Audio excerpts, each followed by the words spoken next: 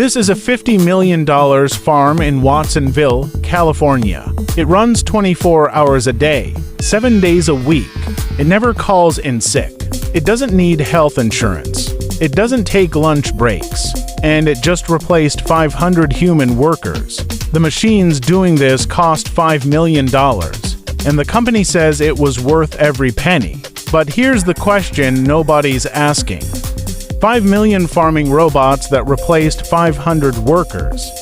To understand why this is happening, you need to understand how broken modern farming already was. Agriculture is one of the hardest, lowest paid, and most physically brutal industries on Earth. In the US alone, there are roughly 2.4 million farm workers, most of them migrant laborers, bent over in the sun for 10-hour shifts, doing work that has barely changed in 100 years. Strawberries specifically are a nightmare to harvest. Unlike wheat or corn, you can't just drive a combine through them. They're fragile, they ripen unevenly, and they bruise if you look at them wrong. Every single berry you've ever eaten was picked by a human hand. Until now.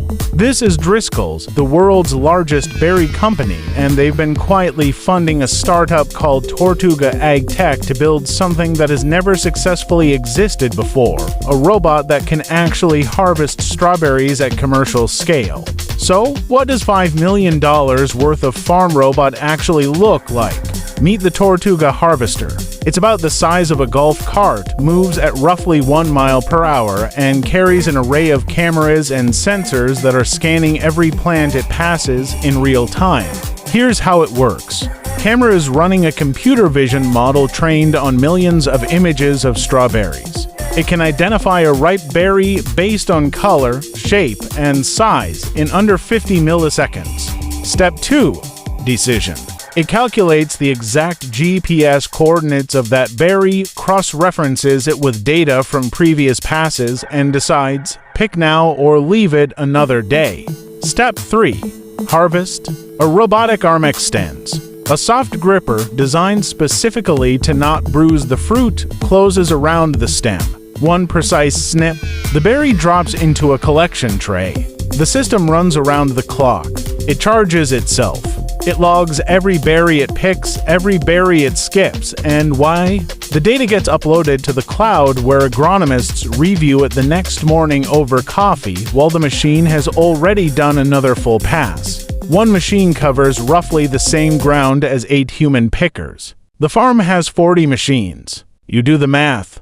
$5 million sounds like a lot. But let's actually look at the economics because this is where it gets genuinely uncomfortable. 500 farm workers at average California agricultural wages costs a farm roughly $6 to $8 million per year. That includes wages, housing in some cases, transportation, workers' comp, and all the administrative overhead of managing a seasonal workforce.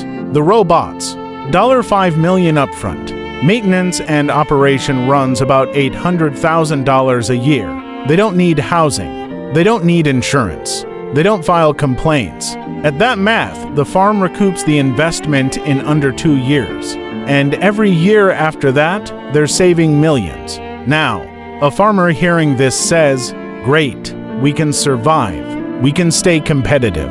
A farm worker hearing this says something very different. Here's what the press releases don't mention. Many of the 500 workers displaced at operations like this aren't moving on to tech jobs. They're not getting retrained as robot technicians.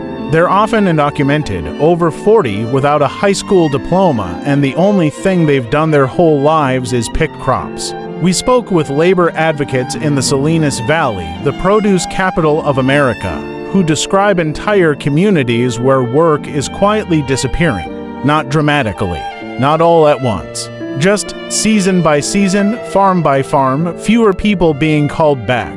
There are roughly 450,000 seasonal crop pickers in the United States right now. Agricultural economists estimate that automation could displace up to 60% of them within the next 15 years. That's not a tech story. That's a community collapse story. Now, before we spiral into dystopia, let's be fair. Because the honest truth is, these robots are not as good as humans yet.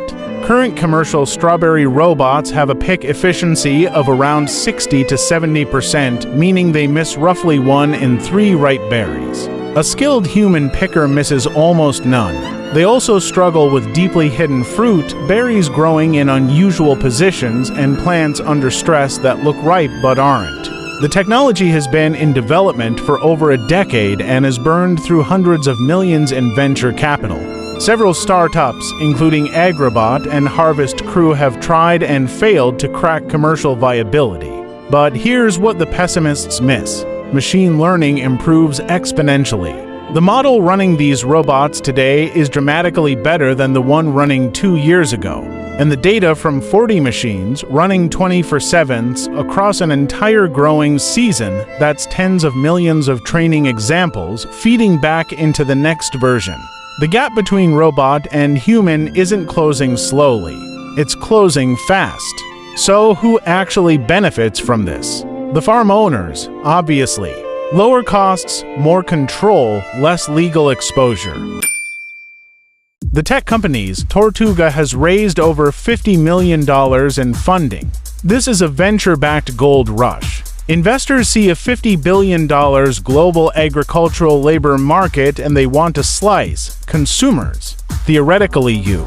Cheaper produce, more consistent supply, less waste. In reality, grocery price reductions from farm automation have historically been minimal. The savings tend to stay with the middleman. The environment. This is actually interesting. Robots can apply targeted pesticides to individual plants instead of spraying entire fields. They can monitor soil health at granular levels. Done right, robotic farming could be greener than human farming. And the displaced workers. The honest answer, nobody has a good plan for them.